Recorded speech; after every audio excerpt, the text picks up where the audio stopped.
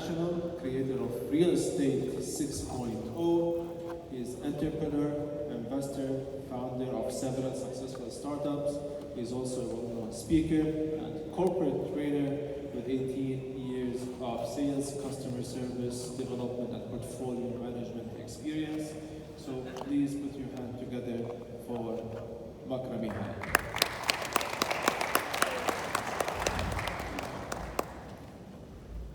Hello, how are we? Everyone's good? Who's sleepy? Yeah? You're sleepy. Can I know your name? Anish. Very good. So Anish admitted that he's sleepy. Who's also sleepy over here? Everyone is sleepy. So let's wake up. So let's start by who owns real estate? Say I.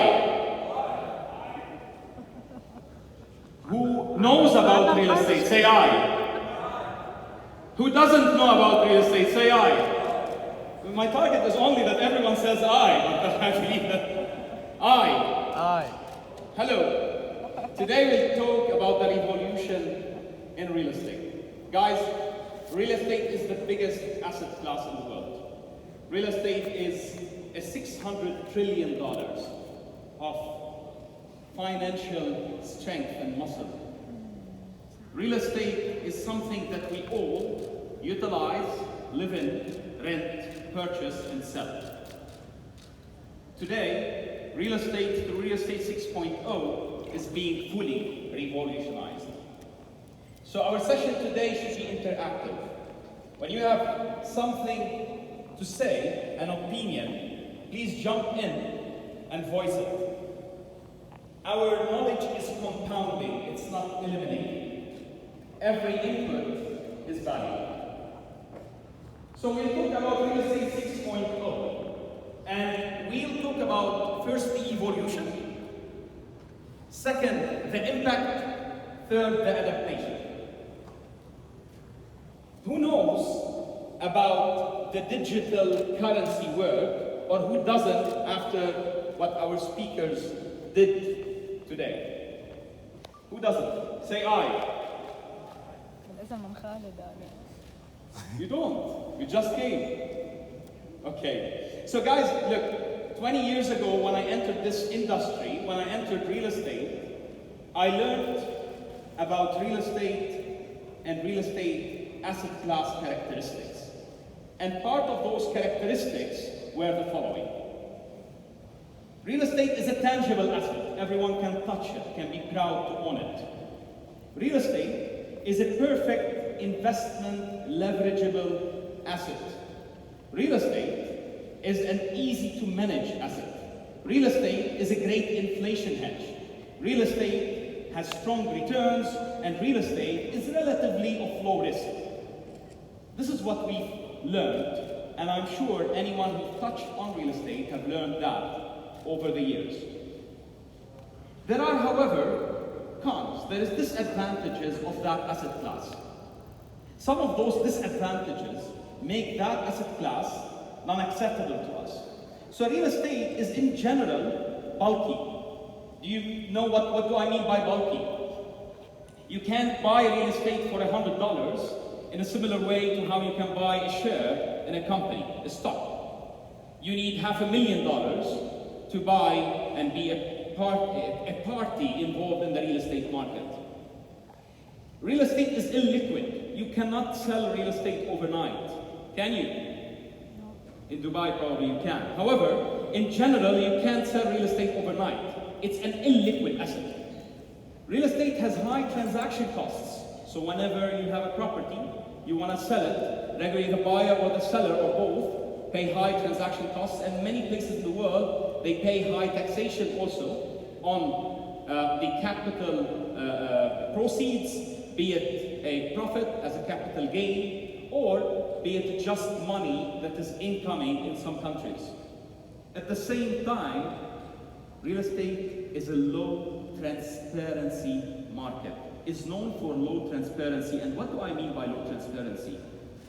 Today, you can't know the exact single transaction that's happening now as we speak, and the transaction that happened before it, time batched properly, because there's many variables that guide the transaction timeline, so that you can analyze this transaction, and so that you can assess the impact of market dynamics on a market or on a sector of the market.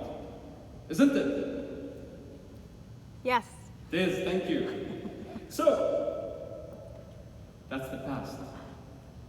Today we're talking real estate 6.0, the future of the asset class, where you, sitting in Hong Kong, can buy a piece of a property in Dubai, and another piece of a property in Mayfair, London, and another piece of a property in New York, utilizing a total of $10,000, automated, without the need for human intervention in most of the process.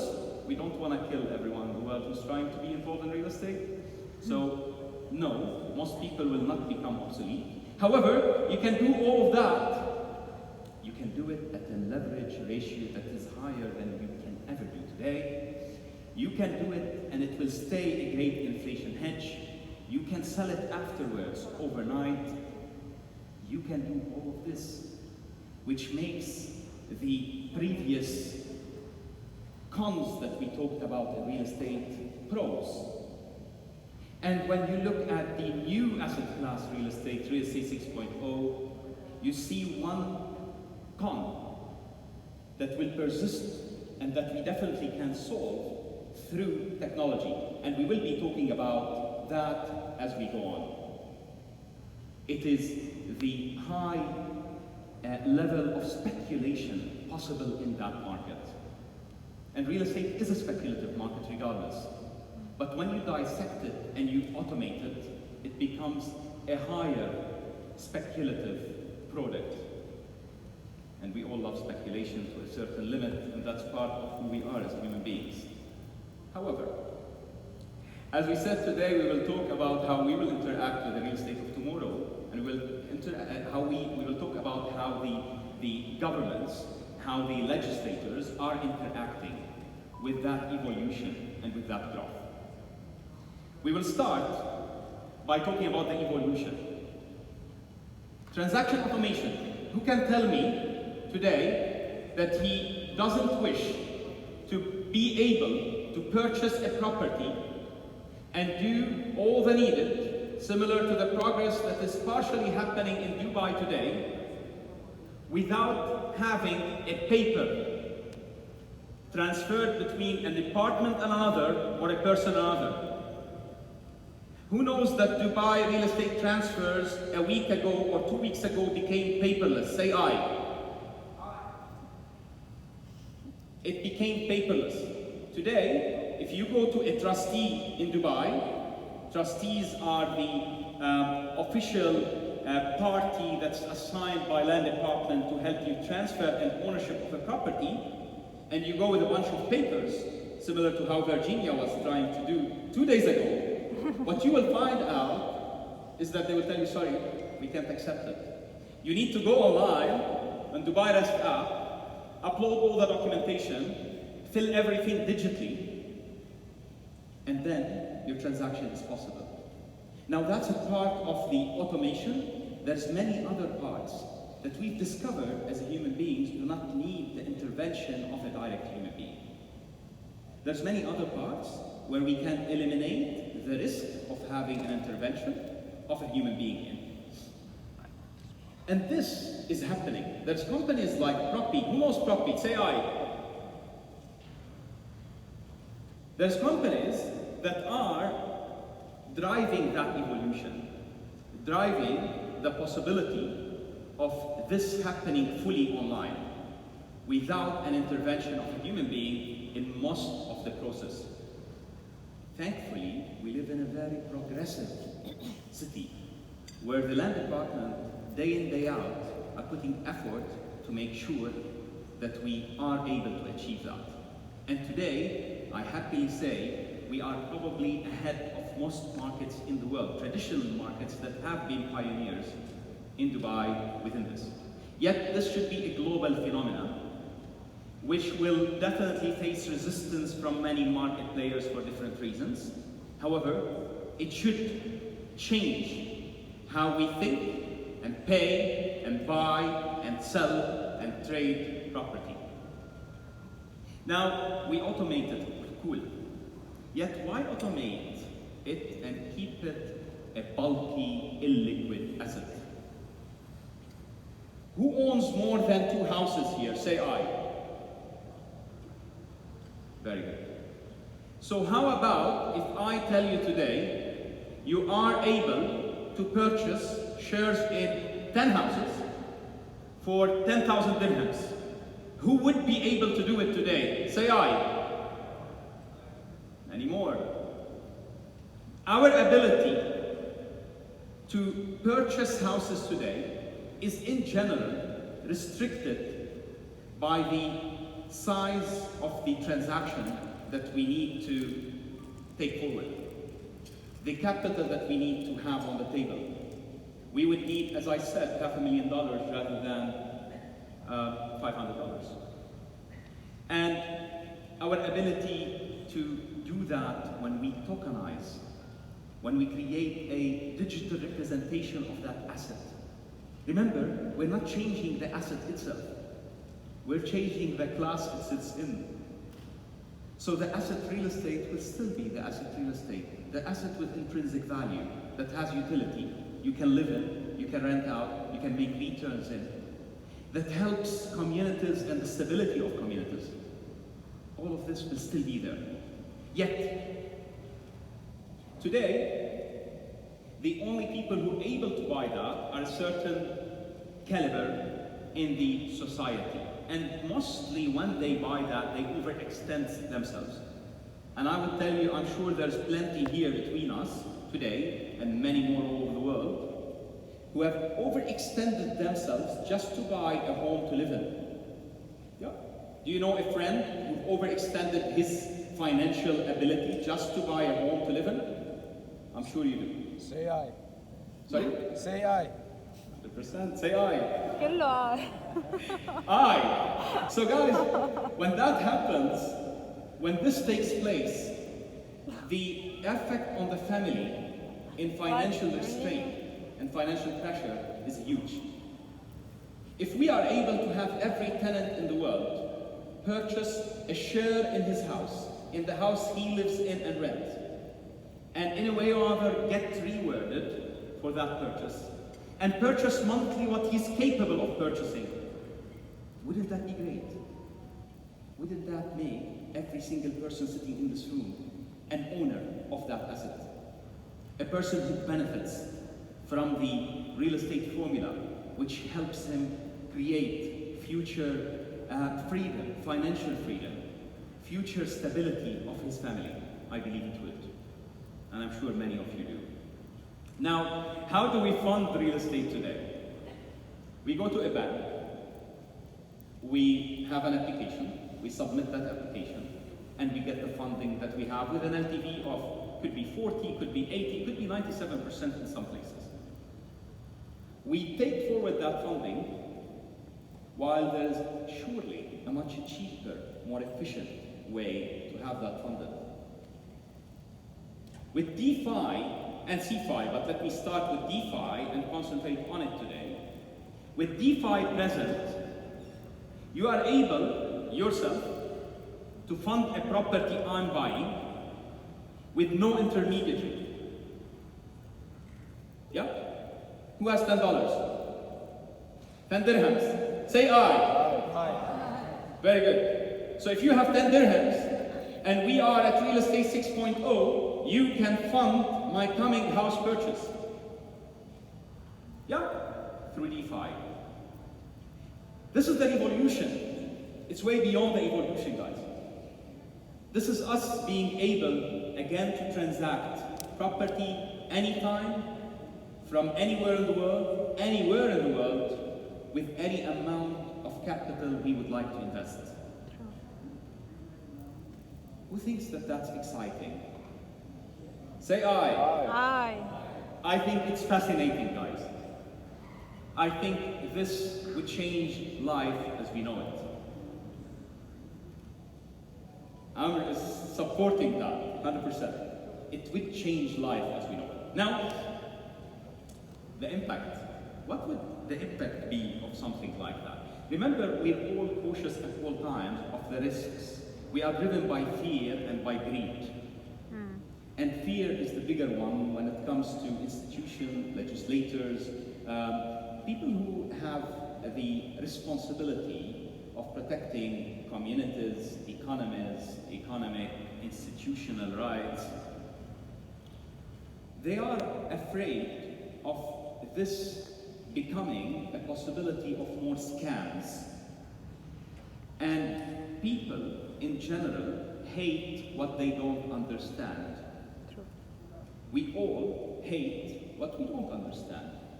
How about if I tell you that blockchain and the application of what we've just talked about will make all our markets and the industry much more transparent, so that Muhammad can see the transaction that Naji is doing over here and have done it immediately when he does it. Why is it possible to trade a complex vehicle like a company, call it Google or Apple or Amar, with $100 overnight on an open market, and it's not possible to trade a much simpler asset? We all agree, yeah, real estate is a much simpler asset. Overnight, at any time, see that transaction live and understand the impact of that transaction. Have an order book and an order wheel. Is there anything that stops us from being there? Not really. Remember, auditing a company takes much more work than auditing an apartment. I'm sure we have many smart engineers here who would, similar to Mr. Adnan there, sitting somewhere, yeah? So, we have many smart engineers who can create a technical audit on a property very easy. We can create an RICS certified survey of a property very easy. We can have a property management system that takes care of every detail in a property life very easy. All of that is possible, and it gives us increased efficiency, increased transparency, less cost, and at the same time, increased liquidity. When you think of your father, wherever he is from the world, I'm from Lebanon. My father is a farmer. Now, he doesn't farm, but we are from a village. Say aye. Hi. My father would have loved to buy a house in Park Lane. My father is not a rich guy. He's actually a wanting to be middle class all through his life. My father cannot today buy a property in 47 Park Street, Mayfair, London. Why? He can't because he would need £5 million to do so. Tomorrow morning, I can enable my father to purchase that exact property or a portion of it for 1,000 dirhams, for $300 or $270. Would that change my father's life to much better? Irina disagrees. But many others do, thankfully. So, would that change my father's life? Yes, definitely. Now, my father, rather than putting all the money he ever saved into one house in Mount Lebanon, and a crisis happens, and he's devastated, and that's the only asset he has in his life. Imagine that my father would have been able to effectively buy in several places, several locations all over the world, with the same amount of money, which could be $100,000. More than that, imagine that my father would never be seduced into buying an asset at higher than what the asset is valued and is transacting at the moment, because he doesn't know what it should be transacting at. Who knows a friend or a family member who bought a property at higher than its price at the moment he bought it and only discovered this afterwards? Say aye. Aye. Very good. Do you know why did that happen? Because they had no live Transparency. data. They had no transparency. Do you know anyone who bought an Apple stock at higher than it was transacting at the time it was transacting? If you know, say I. Who knows? Who says I? I'm definite that you couldn't, even if you want to. That's the future, guys. That's Real Estate 6.0. The ability for us to increase efficiency, to increase liquidity, also helps us in removing the possibility of wealth depletion, losing wealth. How many times do you know of people who've been stuck in a speculative market at the wrong time and lost 30, 40, 50% of their wealth overnight? I'm sure it's many. This will stop the possibility of wealth depletion. When you stop the possibility of wealth depletion, that will help a community stability. And here we talk about the biggest supporter to change, which is usually a challenge in front of change. It's legislators. Legislators' target is to help us all, isn't it? It's to protect us. So a legislator in general needs to put together laws and rules and regulations to stop us or stop those of us who would want to have practices that harm us our wealth and harm our well-being, isn't it? Yeah. Isn't it? They do that because they fear that some of us, and there is some of us, who would do that, who would abuse the position they have, and who would scam us, probably, of our wealth and our money. Now, you know the Uber approach. Who knows Uber? Hi. Very good. You know the Uber approach. Uber for ages believed that they need to bulldoze their way into a market. So what Uber did is they believed that legislators have not legislated for the new mode of transport, the revolution of transport they had in play. Can we close the door back there, please, if you don't mind? Thank you. This is what Uber did all through the last 10 years, probably. Now what they've done is they've done the action and then lobbied against anyone who resisted that action, be it a legislator or a company or a stakeholder in the market. Now unfortunately, that's not really possible when a financial regulator is in play. Why? Because financial regulators are much more powerful. You're not talking here about the lobby of taxi drivers. You're talking here about one of the most powerful institutions in a country and in every country. So to be able to have the Uber approach, do it and apologize later, or do it and face the rejection later, will not be really possible in our business, in our industry, in real estate, because real estate touches the lives of everyone. Now, whenever you tokenize today, tokenization is understood by the financial regulator as a security. You're securitizing a property. And then, immediately a legislator, a financial regulator, will need to put laws to protect the public from going into the wrong security or being sold the wrong security for the wrong reasons. However, what if that token is not dealt with as a security? What if that token is dealt with as a digital representation for the exact asset in play? Thus, it's a new asset. It's a new asset class that should be legislated for in a different way. It's an Uber. Do you know who disrupts an industry regularly? Who's in the insurance industry here? Say I. No one. Who's in the real estate industry here? Say I. Very good. So if you're in the real estate industry, you expect that the biggest players in the real estate industry would be the disruptors, would change the real estate industry for you, isn't it? That's not true. Who is in the hospitality industry over here? Say aye. Aye. Very good.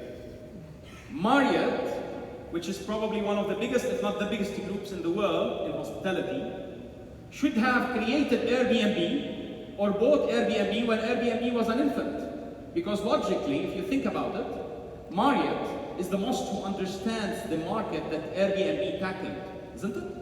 Yes. Yet this didn't happen. The only time when Marriott thought of tackling Airbnb was when where Airbnb was there, established, grown, and impacting. And it was so big at that time that it was billions of dollars rather than millions of dollars. This is what regularly leaders in an industry, this is what regularly governments do. They wait until it's there, it's strived, and then they jump on. Now I ask every government, and I ask every party that leads an industry, are you sure you want your competitor to be trying with an Airbnb module in real estate? And then you jump on board. This is the Airbnb module, guys. True. Thankfully, we live in a progressive city. And we see our regulators regulating every day for the future. So the future is a GTM, global tokens market. In my opinion, the first letter here should be D, Dubai Global Tokens Market. It may happen, it may not. Call me a dreamer. But I believe that it's time where we are able to trade tokens openly on a standardized market, similar to what can happen today in a stock exchange. As Irina mentioned, around 2 weeks ago, the Swiss regulator, one of the most conservative regulators, have given the go-ahead for the operators of the stock market in Switzerland to open a Swiss token exchange, which is a big step for a regulator. In Dubai today, we're moving fast towards that. And again, hopefully, soon we'll have a Dubai Global Tokens market. What does that mean? That means, first we need to standardize. What do I mean by standardization? Standardization means we need to agree on the terminology that we use. Who lives in a big apartment over here? Say aye. Who lives in a small apartment over here? Say aye. Very good. So let me pick two. The gentleman there. How big is your small apartment, sir? How much? 60 square feet. 60 square feet. Or square meter? Meter? Square meter. How big is your small apartment here? 1,000 square feet. 1,000 square Feet. foot. So, two people sitting in one room, living in the same country, sharing the same thoughts.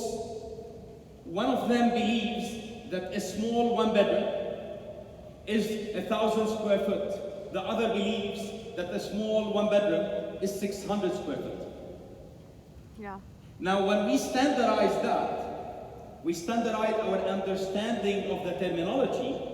This helps us in being able to trade what is today an imperfect asset, knowing that two apartments in one building today are non-identical, even if they have the same amount of square footage. From a property backing and a property perspective, you are able tomorrow to have those two apartments be looked at in a standardized manner where you know exactly what you're buying, you know exactly what was bought before you and what was bought after you. Isn't that fascinating? It is. Now, the revolution holds more than that to us. What does the revolution hold to us tomorrow? Who has ever gone into a building and thought that the building was poorly managed? Say I. I. Very good. That's so common. You enter a building and the building is poorly managed. Why? Who manages the building in general? A facility management company. Now, what is the facility management company doing wrong? And who is tracking it? Who's putting the standards that the facility management company needs to run by? Who can tell me? No one. Probably no one. Yeah. Because different people set different standards, as we agree. So when we have the ability to standardize, we have the ability to have that facility management company graded and that building graded based on a common standard. So when we say that facility management company is Group A, and when we say that building is managed with A standard, it means it should be A standard. It should match another building that is A standard. Guys, the future holds much more than that for all of us. Real estate is a $600 trillion industry. Now, some would argue that it's 280 after a crash, and hopefully a crash will not happen very soon, but it will eventually do. It does not matter because when you remove all the disadvantages, which is an illiquid asset, a non-tangible asset, when you remove the ability of people to oversell a property and sell it at the wrong value just because people don't have data, you probably will be putting that possibility that that asset class would be worth, rather than 600 trillion, 1.4 quadrillion, whatever you would like to call it. Multiplying that asset by much more multiples than what it is today. All of that is possible just if we practice the right practices in legislation today. So our legislators and our governments play a major role in it. Today, if I tokenize a property and I put the property token in the market, the regulator will oblige me to go through certain regulation which will make that token overpriced. How? If I need to comply with everything that the regulator obliges me today to comply with, because he looks at the token as a security, that token will be overpriced. True. Now the regulator, with regulating what he's doing today, is trying to help the community. Yet that is harming the community in a way or another because they're obliged to buy an overpriced asset. So what would help the community? You can tell me. Removing those levels and tranches of cost on top. So does this mean we don't regulate? Not really. Nothing can fly, nothing can grow big unless it's regulated. So what we need to indulge on is a route of educating ourselves, educating everyone around us, so that we are able to understand the future of the asset class, and we are able to trade the future asset class in a proper manner. Thank you all. Have a pleasant day. I hope I didn't bore you by the end of your day. And thank you for the organizers. It's been a great conference, I believe, to date. Thank you. Thank you.